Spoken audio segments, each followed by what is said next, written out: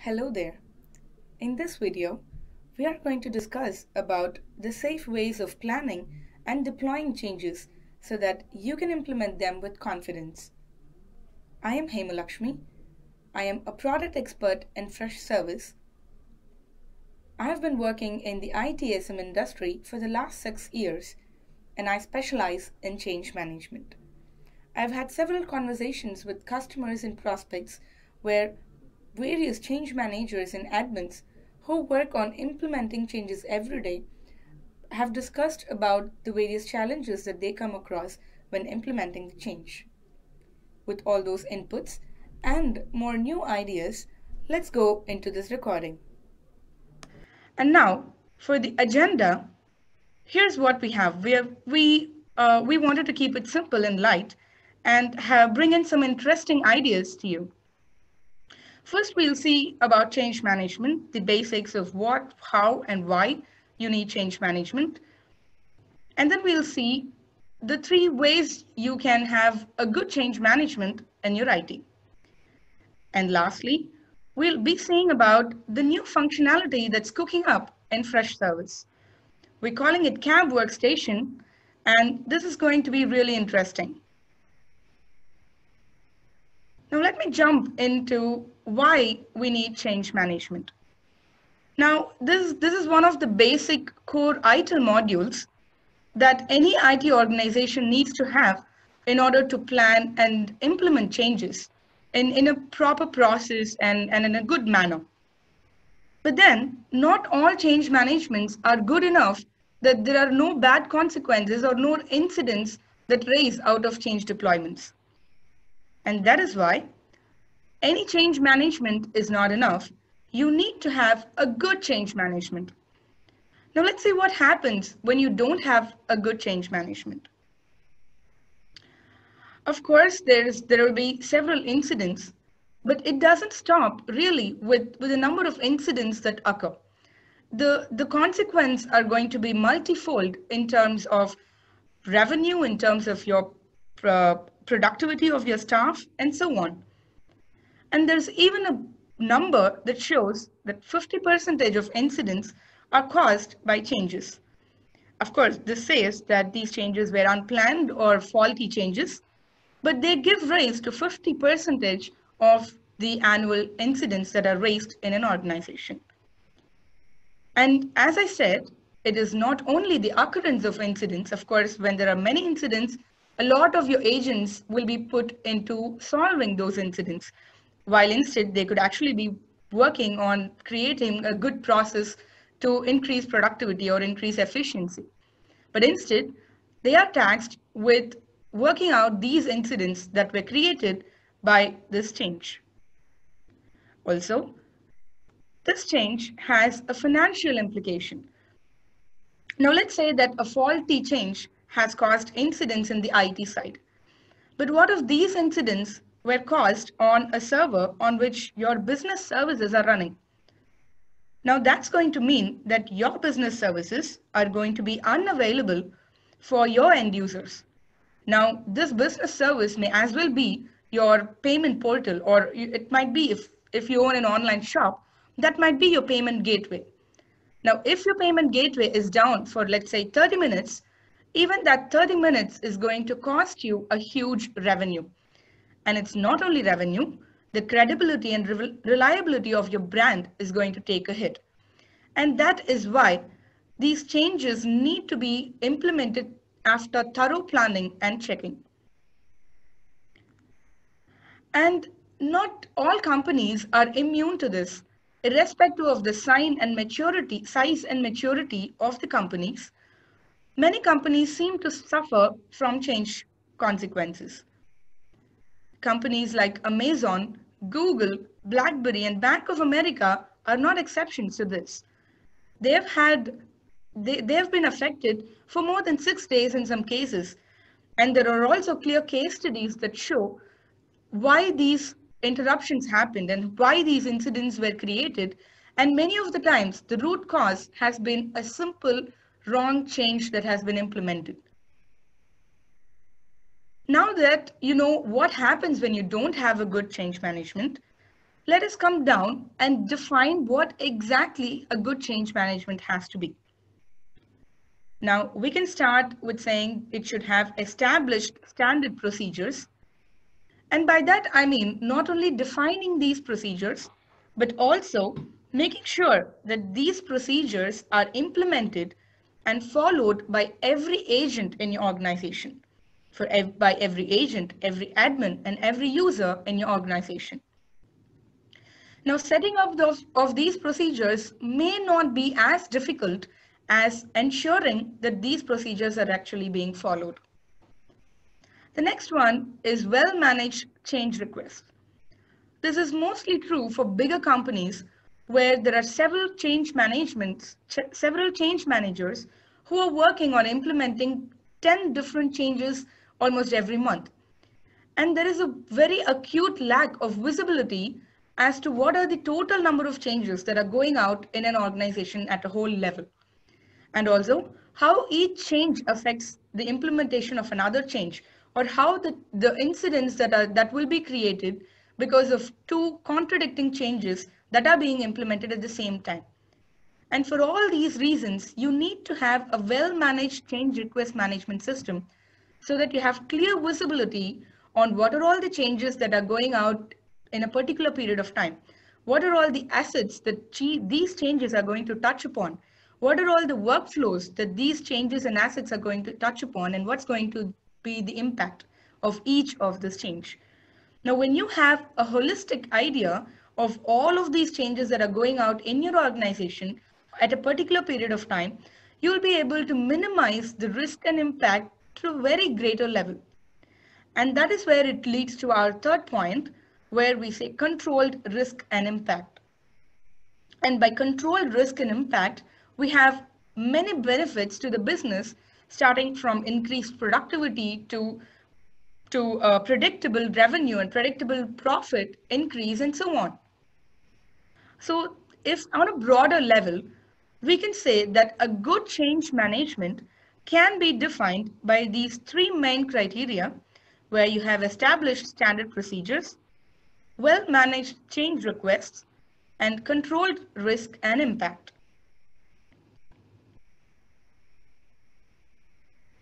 Now, when you have a good change management, your organization and your IT specifically is going to enjoy all of these benefits.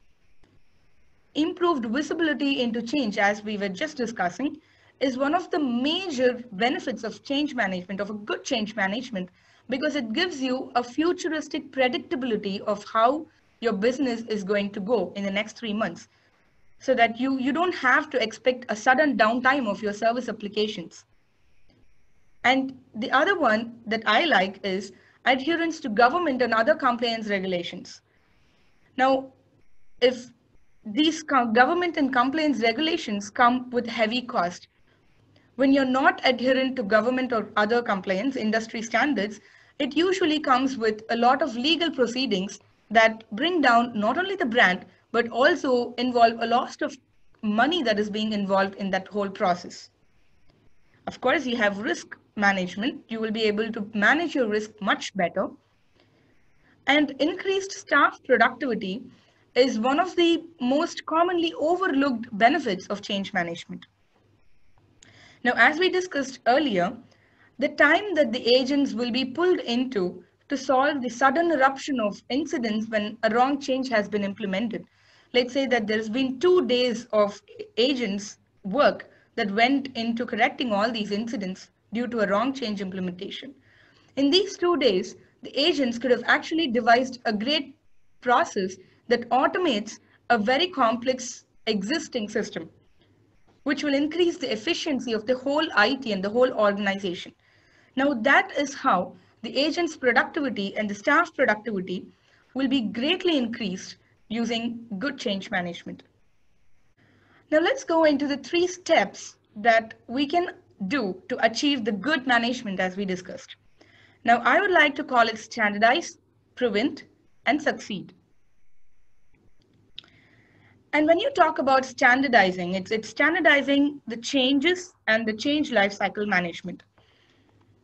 We have the 4 major changes that have been defined by ITIL, emergency, major, minor, and standard change. Now, most of you would know the definitions of each of these changes.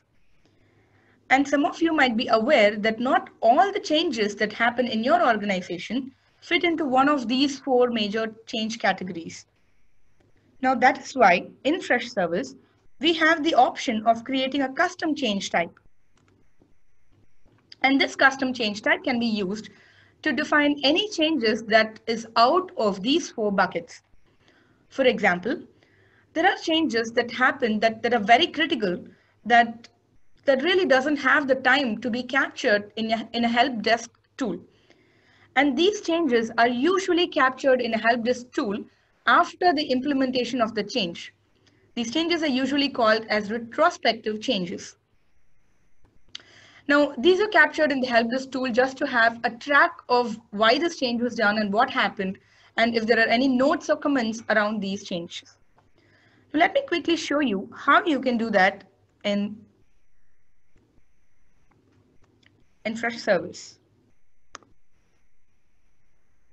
In the admin section of Freshservice, you have form fields in general settings.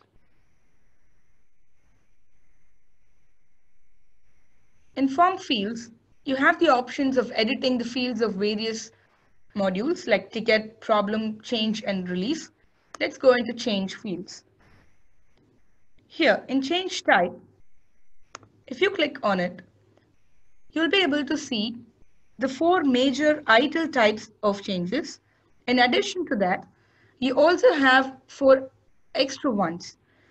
Now the ones that we just discussed would be retrospective, but you can also name it something else.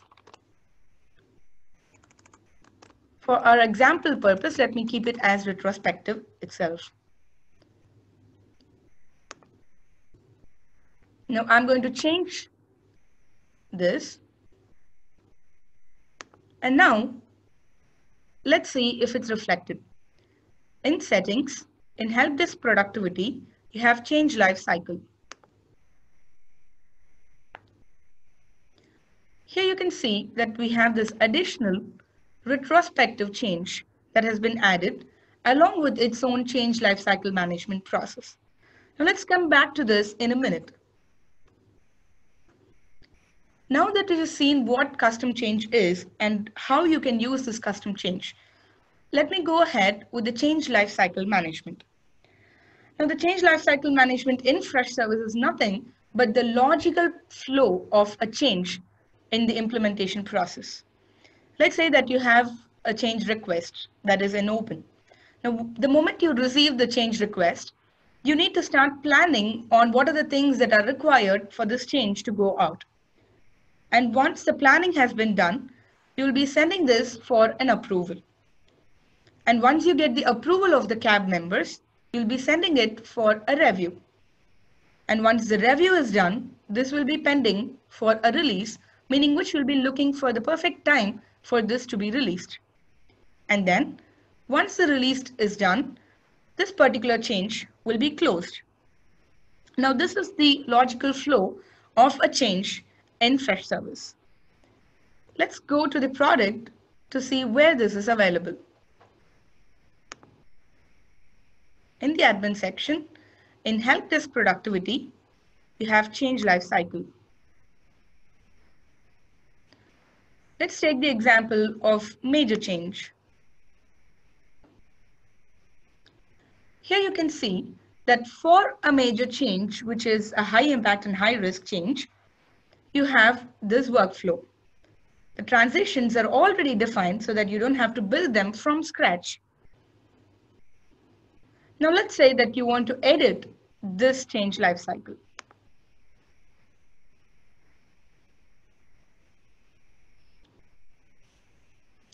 Now here, you will be able to add transitions, meaning which, when a change is created, it transitions to a change ticket which is in open status. And from open status, the next step or the next stage in the life cycle is planning. And for it to transition to planning, you can define some conditions. You can say that all tasks in the change have to be complete for the ticket to move from open to planning stage. In addition to that, you can also mention which are the fields that have to be mandatorily filled out before it transitions to the next stage. Also, you have the option of accessing the control and making your change lifecycle airtight by locking the fields. Now let's say that you got the approval for a particular change. Now once you get the approval for a particular change, you do not want any of the values of the change to be tampered with. And for this very reason, we have the option to lock the fields at a particular stage. Now once it has been approved, you can choose for the type, priority or impact to be locked. Because when a CAB review happens, when a CAB meeting happens and when they review all of the criteria of a change, they're going to review the type, priority, impact and everything and then approve the change. So it is not ideal for these categories, these fields to be edited after it has been approved. Now, this is how you can make the change lifecycle management to be airtight, and you can also make sure that the process you're defining is being followed by all the agents and users and requesters in your organization. And likewise, you can add any transition and add any type of conditions for any stage. You can make particular fields mandatory, or you can make those fields not necessarily mandatory, depending on your preference. And once you have the change lifecycle defined, now let's go and set up a change workflow automator to make it more automated, the whole change process to be automated. Now here is a workflow where we want to auto update the status of a change. The event is that when the approval status is changed from any status to approved, meaning which when a change is approved and if it matches the condition that the change type is major, then the action that has to be done is set the status as pending release. Essentially, what you're doing here is you're moving the change through the life cycle using workflow automator, which means that this doesn't require any manual intervention to move the change from one status to another. Once the change has been approved, and if the change is a major type, then the status gets automatically updated to pending release. Now let's go see a change, for example. Here is a change where you have the reason for change, impact, and all the planning details that has already been filled out. And here you have the change type and all of the details. And here you can see that since it is in open stage and the only transition that is available from open stage according to our life cycle is planning. So you don't have any other stages of the change lifecycle management available in this drop-down. This is one of the effective ways of controlling which stage your change transitions to based on what kind of actions that has happened to that change. In this way, you can control the entire change lifecycle process and make sure that none of the changes get implemented without being approved, or none of the fields or none of the values of the fields are changed after it is being approved. With that, let me go. So this is the first part of it, Standardize. So in Standardize, we saw the types of changes where you have custom changes, and also the change lifecycle management in which you have the lock fields and also mandating particular fields to make sure that it transitions only from one stage to another. And you also have the workflow automator, which you can use to automate the entire change lifecycle so that you can completely avoid manual intervention. The next step is preventing any of the bad changes going live. Now, in spite of having CAB meetings, in spite of having all the approval processes, there is still a small element of loophole where some small element of change might actually be detrimental for the entire infrastructure, or it might even be a small change in the workflow, which can affect a big process, a big complex process that can totally bring down an agent's productivity. And this is why we have something called a sandbox in Freshservice. In this sandbox, what essentially happens is that it creates another system, and a virtual system where you can configure all of the changes and deploy and see what is the effect of it. Now, this is how you will be able to do that. You need to create a sandbox. You need to configure all your changes and test them by running them. This virtual space is basically a simulated environment which is going to replicate your live environment. But all of the changes that you're testing in your simulated environment are not going to affect your live environment. But it will show you what are the consequences from this change that you're just about to implement. And once you do that, you will be able to view the changes, and then you can sync the changes with your live environment. Now in the product, this is how you can do it. You need to go to the admin section and choose Sandbox from Help Desk Productivity. And once you come to Sandbox, you can see these clear steps where you need to create a sandbox.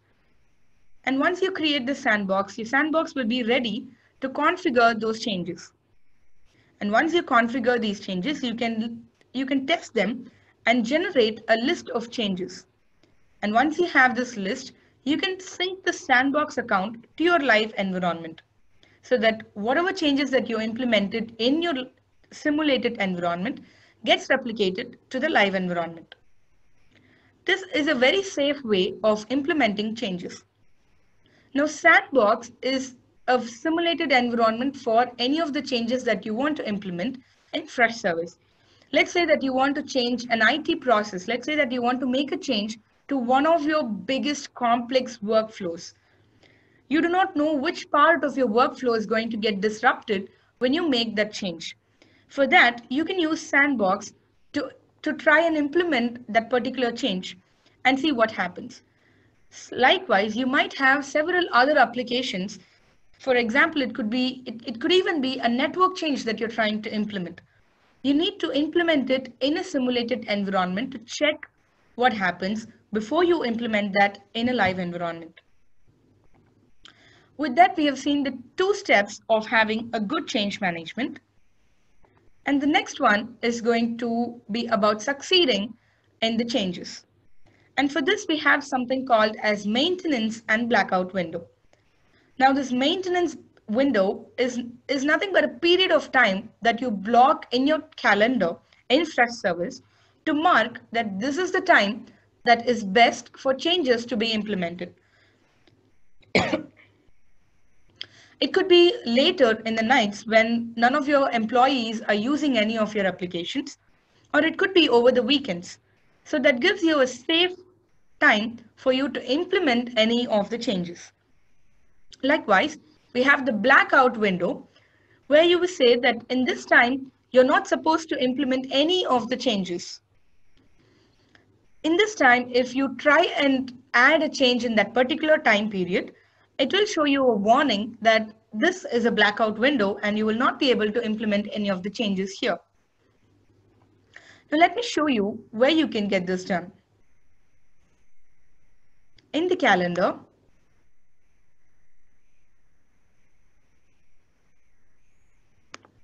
in the task calendar, you have the change calendar.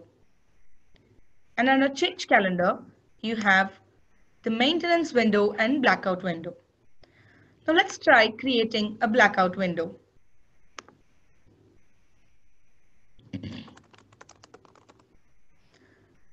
Now I want to say that, or I can also say payroll services. So let's say that I want the payroll end of the month blackout from for the last 3 days of every month. And I want this to be repeated every month.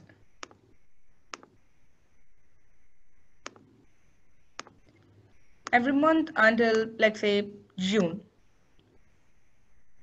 Now here I have configured a blackout window for payroll, and this has to be implemented for this many months, and it happens every month on these 3 dates. Now let me create it.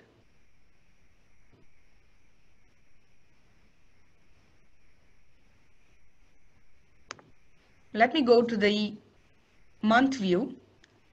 Now here you can see that the payroll end of the month blackout has been created here. Now let me try and create a change in that time period.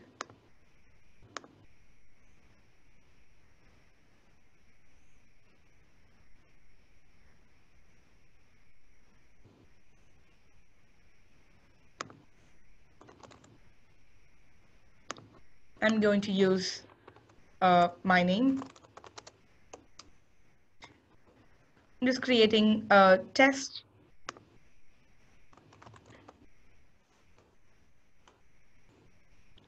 And here, I'm going to choose a day from the blackout window.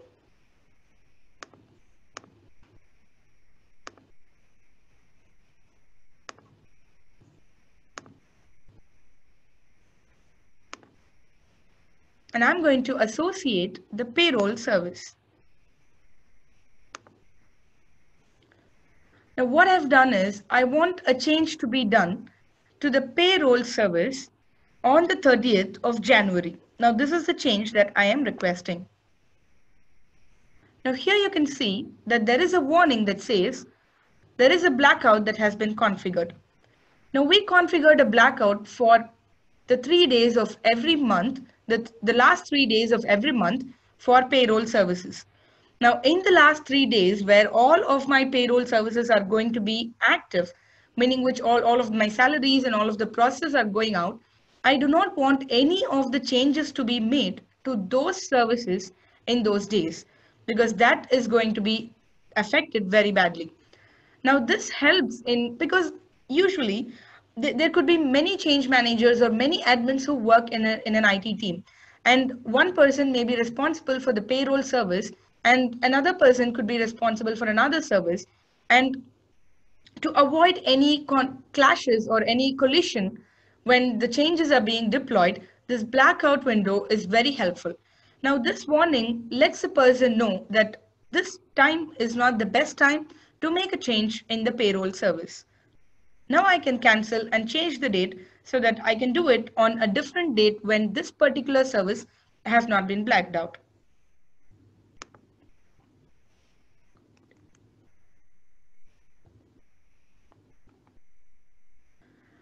Now we've come to CAB Workstation. Now CAB Workstation is an exciting new functionality that's cooking up in Freshservice.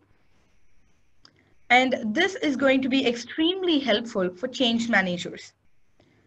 Now here's what this is about.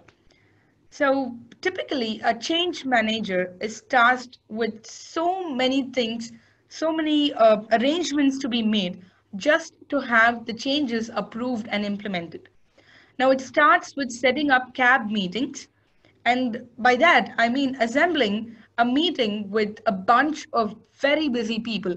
You need to check their calendars, you need to check what are the changes that each one can be discussed with, and you need to identify a CAB member for everything.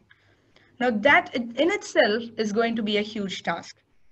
And once that is done, the change manager needs to send an agenda email for each person listing down each and every one of the change that has to be discussed in that particular CAB meeting. And upon that, during the CAB meeting, the change manager needs to make note of every change or every discussion and comments that are happening in a room of, let's say, at least 5 or 6 people. And the meetings are going to be happening at a very fast pace, and there's going to be discussions back and forth, and the change manager has to follow the discussion closely and make notes clearly. And after making notes, these notes have to be captured back into the changes in Freshservice. And it doesn't end there. He has to then send an email saying the MOM email to all of the members of CAB meeting stating that these were the comments and these were the discussions that happened. And let's say that if some of the changes got approved during the CAB meeting, then the change manager has to come back and do them manually in Freshservice. Now, all of this put together makes a change manager's life really difficult.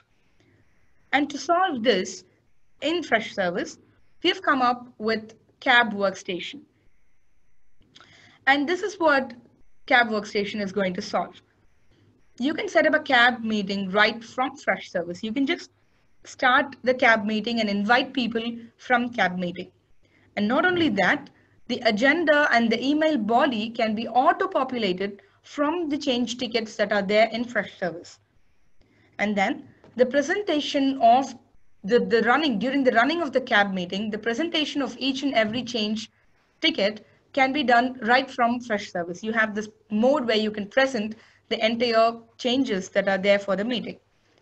And then during the meeting, the change manager can add notes and comments for each change ticket.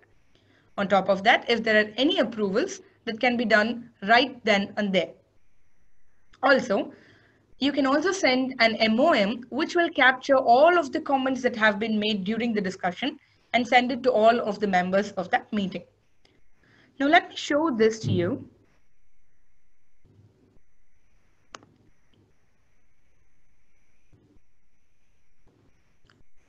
Now, in change calendar, in schedule, you have something called as the CAB meeting.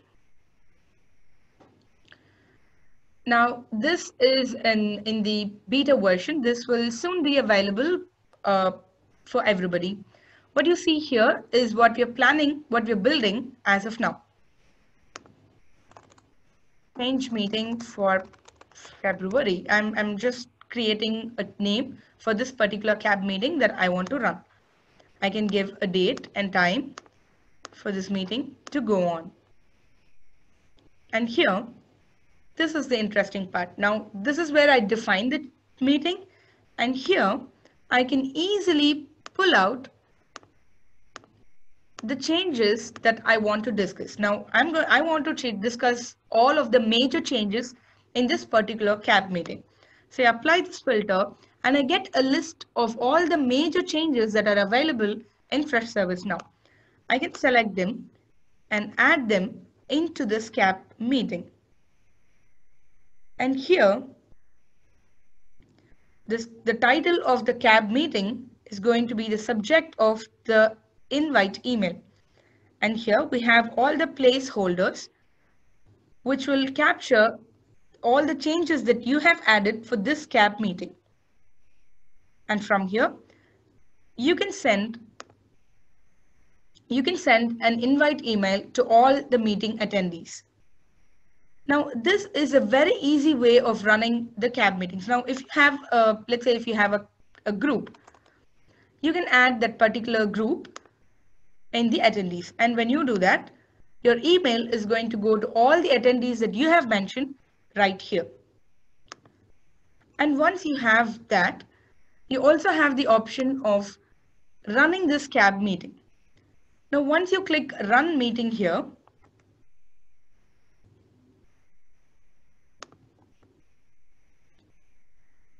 you can see that the whole changes, the list of changes are going to be in a presentation mode where each of the changes can be run one by one.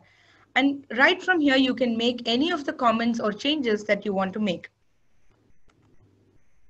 You can see that you can directly add comments to each change as and when the meeting is happening.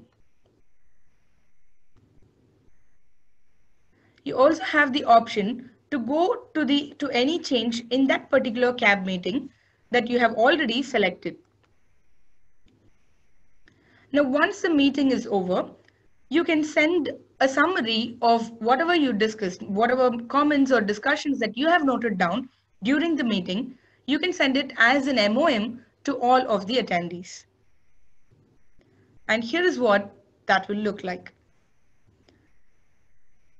You will have all of the comments and comments and discussions that you captured in the body of the email.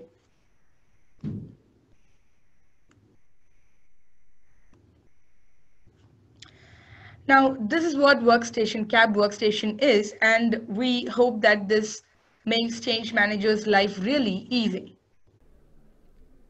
Thank you for watching this video. If you want to learn more about change management and Freshservice, go ahead and click on the link that's present in the description of this video.